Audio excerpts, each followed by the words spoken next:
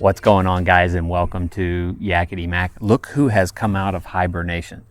It is the Pelican Bass Raider 10E. It's getting close to where I'm going to be able to start taking some people out fishing with me, especially the misses, in which we're going to do some filming of some content for that. Be sure to be on the lookout for that. If you're not a subscriber, subscribe. You're not going to want to miss that. So, guys, it is late February. Air's warming up. Water's warming up. I got azaleas blooming over here.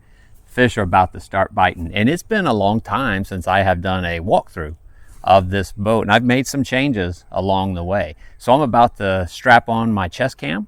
We're going to walk around and I'll show you how I've got this boat all set up. Now look, if you see something as I'm going through, because I'm not going to spend a ton of time talking about everything, I'm just going to show you what I've got.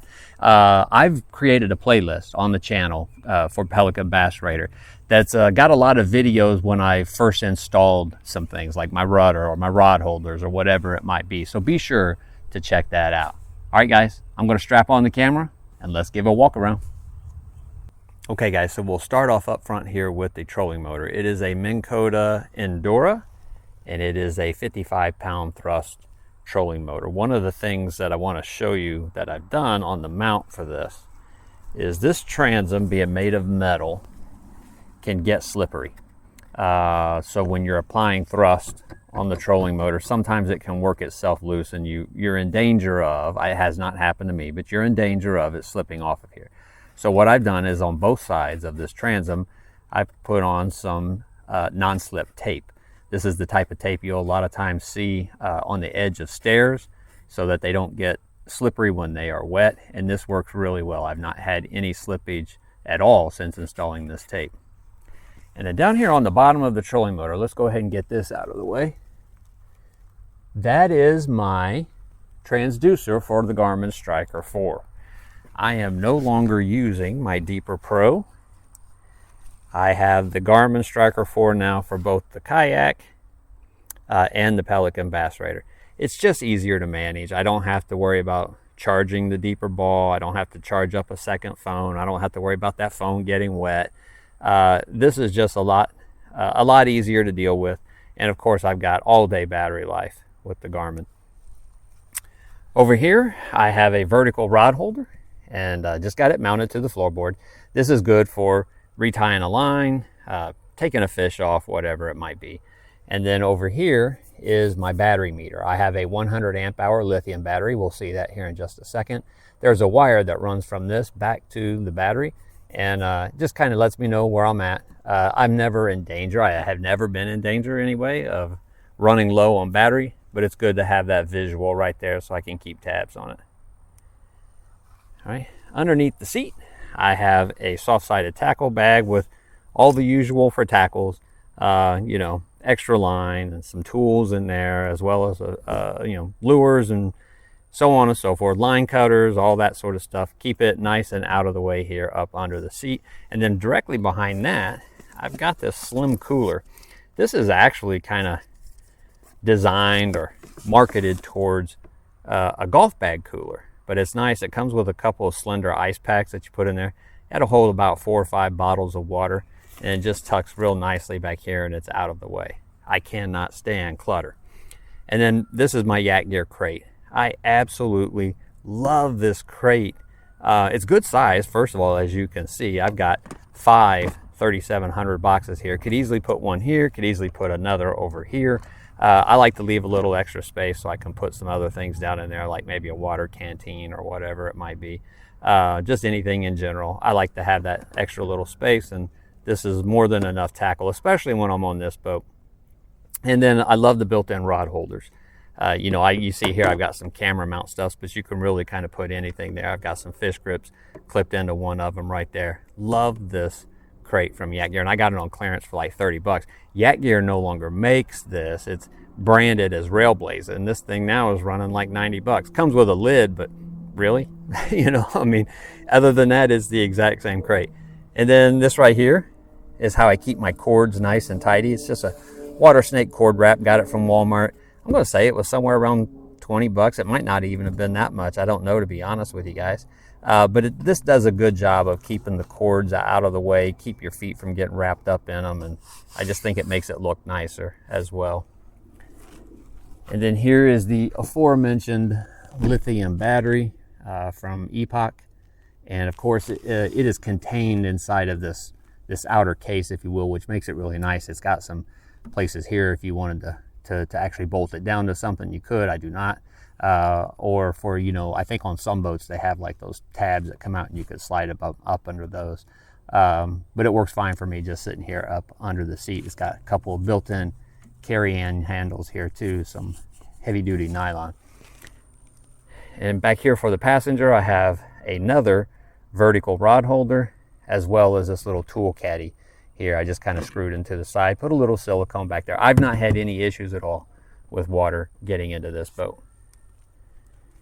And then back here, we have the rudder. And this is just simply a half of a kayak paddle inside of a Minn Kota trolling motor mount. I just bought this mount by itself online. Again, I think it might have been somewhere around 30 bucks or whatever. I didn't have to cut the paddle or anything. I just simply hit the little button and took this half off. It fits perfectly in here, and given this nice wide blade, makes for a great rudder. So let's head over to the other side. Guys, also back here, I just took the rudder off. So on the back transom, I put this heavy-duty eye bolt through there. Just drilled a hole and put that through there. Makes it good for hooking into the winch on the trailer. But also, then when I get down to the water, I've got this rope here with another hook on it. So when I unhook from the trailer, I've got this right here. I can hook in there and push it out in the water and still hold on to it as well. And I didn't mention the cup holders, but I guess I don't need to. Anyone who has these boats or is thinking about getting these boats will eventually add a real cup holder, because these are not real. All right, so this right here, my rod holding system from BroCraft. Again, there is a video on this system right here. I like these because of the fact that they, well, first of all, they keep the rods from laying down in here in the gunnel. So it's a good organization system. But I also like them because they are adjustable. So I could angle them really however I wanted to. This just happens to be my preferred. And when I take a guest with me on this boat, we each bring 2 rods. I bring 2, they bring 2. So that's why I've got them going here in the different directions like I do. But this has worked out really, really well. In fact, whenever I do go out on this boat by myself, you know, I take 4 rods obviously then, but I also continue to use this system here. Very good for organization. Now it does take away 1/2 of the boat, but as I have said in previous videos, I like having a designated side to fish off of anyway, which would be the other side over here. And the things that really helps with is to keep from hooking one another with our lures. And so, you know, if we were using this side of the boat, then the right-hander is his arm's going to be over here closer to my seat. And, you know, I don't want anybody to rip my ears off with a treble hook or anything. But anyway, this does eliminate 1/2 of the boat from fishing, but that's okay. That's perfectly okay, to be honest. And then here on the back side of where I have my rods mounted, I got a couple of little paddle clips there. Good for just keeping a net, and then an expandable paddle. Sometimes I'll use that to push off with right at the shore. If I get up into something really shallow to retrieve a lure or whatever, I can just push off with that right there. So guys, that is the 2025 Pelican Bass Raider setup. Well, so there you are, guys, quick and painless. Just a real quick walkthrough on this sort of stuff. I have touched on many of these things in previous videos, but I have changed it up a little bit and what I'm storing on here. Gone are the crate underneath each seat or the pouches hanging off of the seat. You know, I've just tried to declutter.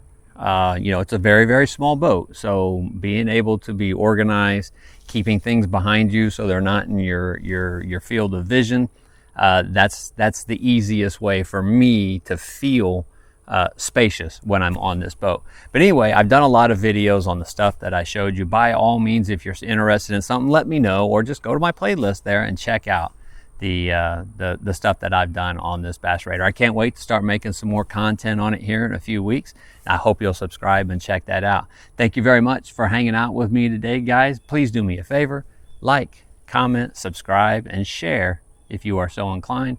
And no matter what you've got going on in your life, I hope you will always take some time to get outside and play.